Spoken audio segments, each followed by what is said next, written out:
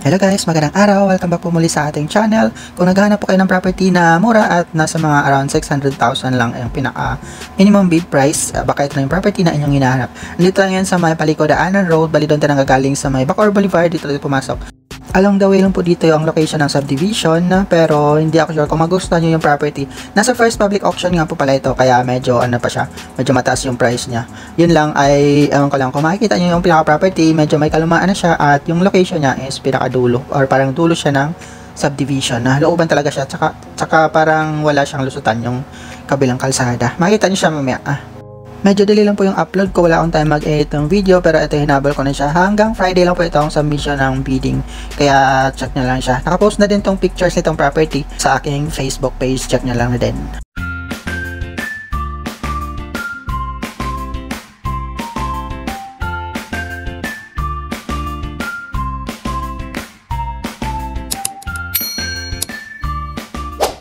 Ang susunod na property na ating pupuntahan ay located sa may Adas Village 4 dito sa may Mabug 3, Bacoor, Cavite. Babaybayin lang natin itong Palicodaanan Road hanggang makarating tayo doon sa entrance ng subdivision. Makikita nyo din naman siya sa Google Maps. Medyo gitna siya ng Aguinaldo Highway at ng Bacoor Boulevard. Pero itong kalsada na to, madalas traffic siya kapag rush hour, pero kapag kapag maluwag naman yung oras, hindi naman siya din ganun ka-traffic. Maraming salamat po sa mga patuloy na nakasubaybay sa ating mga videos. Para sa bago pa lang sa ating channel, click nyo lang po ang subscribe button at ang notification bell para updated kayo kapag mayroon tayong mga bagong upload. Sa mga hindi po nakakaalam, hindi po tayo agent or connected sa pag-ibig for close properties, kagaya na lang din kami nang magbibid para makuha na sariling bahay. Kung hindi kayo kabisado dito sa area, sundan nyo lang po ang ating biyahe, pero kung familiar naman kayo dito, forward nyo lang po ang ating video direct na doon sa property.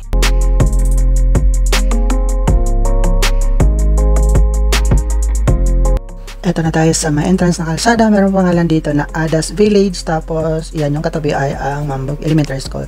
Pasok lang tayo dito sa pinaka-village niya. Ang location nitong property ay sa medyo looban pa siya. Kaya dito baybayin lang natin itong unang kanto dito sa loob. Tapos, dire-diretso lang tayo papunta doon sa location. Medyo hindi ko din kabisado, pero mabilis ko lang din naman manahanap itong location ng property. Kasi tinignan ko lang naman o hinanap ko lang naman yung pinaka-block number at pinaka-block number niya. And then, yung pinaka-lot number niya. Maganda rin naman itong itsura ng subdivision. May mga portion din siya dito na may mga puno. Pero kung makikita nyo, bihira dito yung may parking area. Ano lang din, street parking lang din kadalasan. Kaso parang konti lang naman dito yung may sasakyan. Kaya okay lang din. Pero check nyo lang siya. Kasi makikita nyo dito, di naman siya crowded. Then, ang alam ko yung iba dito ay may mga option or may mga sariling parking naman. Gaya ng mga corner lot. Pero itong kadalasan talaga, ayan, may mga street parking talaga tayo madadaanan.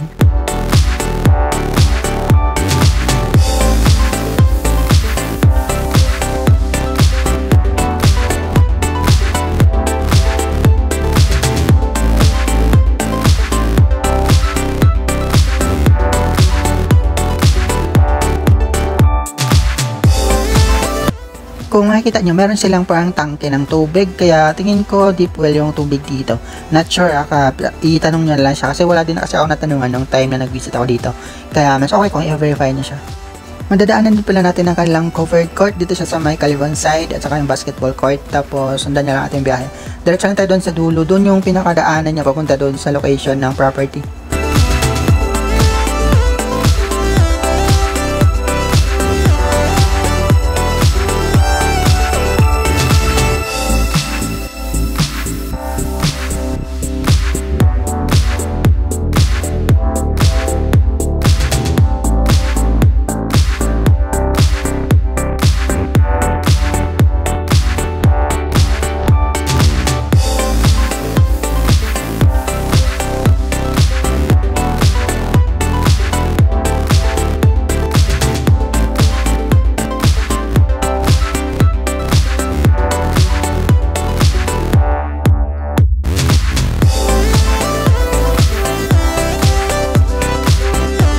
Ayan, itong dulo, kakanan tayo dito. Ito, medyo malayo-layo din talaga yung location ng property, kaya nasa inyo na lang kung gusto niyo itong i-bid. Marami din naman itong bumibiyahe ng mga tricycle, kaya walang problema sa transportation dito. Lalo na kung meron naman kayong sasakyan, motor o kaya bike. Yung sasakyan nga lang or kotse, medyo masikip lang itong dulo nitong daanan, kaya nakadepende na lang yan sa inyo. Ito na po yung pinakadulong kanto ng subdivision. Bali dito yung likuan niya papunta doon sa pinaka-property. Ang maganda dito kasi wala siyang kaharapan. Tapos yun lang, medyo masikip yung lang yung kalsada dito. Yun, at kasya naman kung meron kayong kotse. Pero yun lang, kapag magkasalubong, mahirap siya. Diba? Ang kagandahan lang dito, ano siya, vacant lot yung katabing lote niya. Hindi ako sure kung kasya sa harapan yung parking, pero makikita niya siya mamaya. Ang alam ko kasi wala na siyang enough space sa harapan para gawing parking slot. Ang kagandahan dito, linisin nyo na lang yung katabing lote, pwede nyo siyang gawing parking area.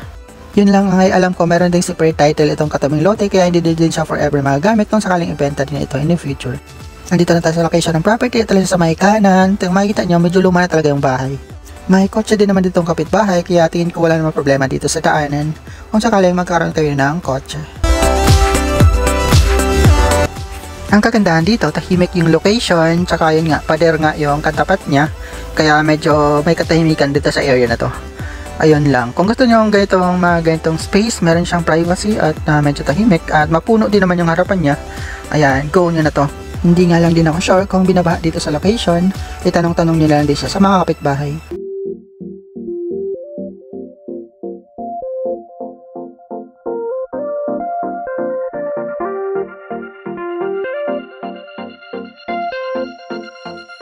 Ito na po ang pinakabahay, lumang-luma na talaga siya at madaming siyang sira. Mukhang buong structure na talaga ang kailangan yung dito, babaguhin. Kasi ayan, kung makikita niya siya, ano na siya, hindi na siya mapagkatiwalaan eh. Pero nasa inyo naman yun kung marami kayong budget. Kung wala naman kayong budget, pwede naman siguro ito pagtyagaan. Ganyan siya. Okay pa naman, mukhang matibay pa naman yung mga dingding at saka nito, pader. Yun lang ay yung mga parts na parang marami siyang parts na kahoy. Kaya kailangan siya mapalitan. Kisama niya, ang dami nagkalat dito sa harapan. Kita nyo naman siya. Meron din siya ditong padlock, kaya hindi natin siya mapasok. Sayang. Pero yun nga, mukha na nga siyang haunted house. Joke lang. Parang haunted house na nga siya.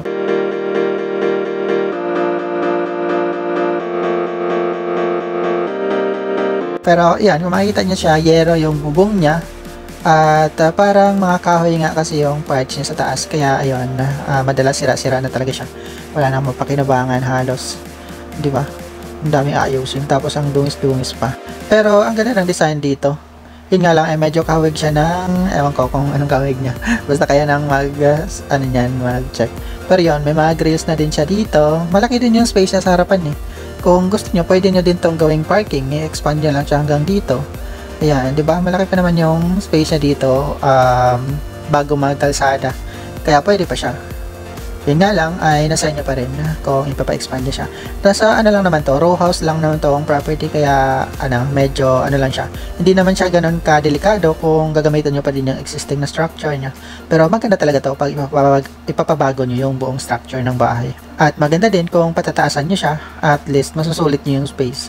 Kita nyo naman, bakante naman talaga yung gilid niya, kaya okay na okay siya. May din dito, may poste at saka may ilaw din, kaya tingin ko hindi din naman siguro madilim dito.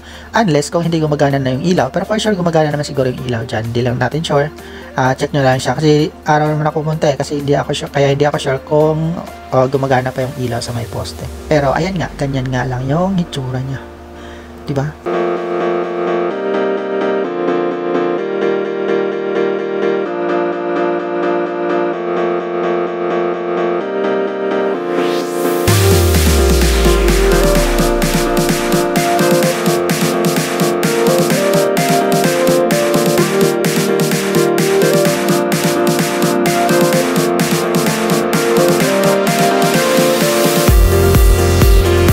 Ito yung bakanteng lote niya, nakatabi, ayan, medyo lang siya, masukal na din talaga. Ang dami nyong lilinisin kung gusto nyo gamitin itong space na to. Pero yun nga, take note nyo na lang na meron din siyang specific na title itong katabing lot, kaya hindi nyo din siya maangkin. Pero ang maganda lang talaga kasi vacant lot nga siya at open siya, pwede siyang gamitin kung sakaling masipag kayo at linisin nyo na lang siya.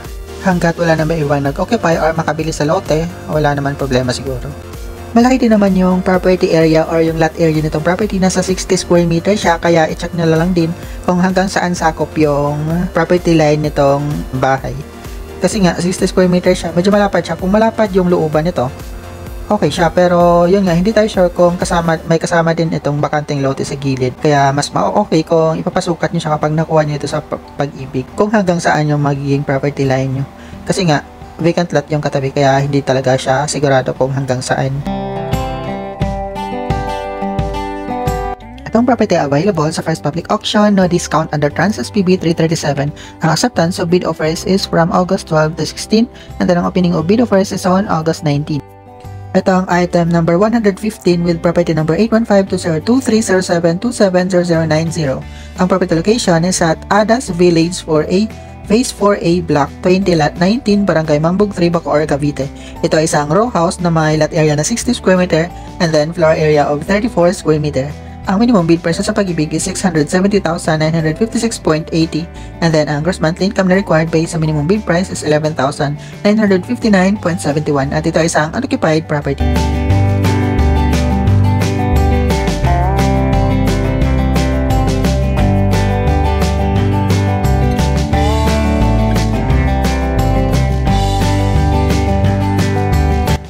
Pumunta nga din pala ako dito sa dulo, chinek ko kung meron siyang lusutan, kasi kung titignan mo sa Google Maps, meron siyang kadugtong na kalsada eh. Pero nung pumunta ako dito sa dulo, medyo parang may nakaharang, di na rin ako nagtanong sa mga kapitbahay, kasi napakatahimik kasi ng area, kaya nakakailang. Pero yan, parang meron siyang gate sa dulo, kaya di na ako tumuloy, bumalik na ako doon sa dinaanan ko kanina. Ayan lang, maganda naman dito sa property, may katabi din naman siyang bahay na may nakatira, kaya okay na din, meron ka na din kapitbahay. Kung gusto niyong sundan ng ating biyahe palabas, go lang po. Kasi dumaan lang ako dito sa may covered court niya. Medyo isang alternate route lang ang dinaanan ko. Ayun. Pero dito ko na lang tatapusin ang ating video. Maraming salamat sa panonood. Hanggang next time po. Muli, ingat tayo palagi. And God bless. Good luck sa bidding.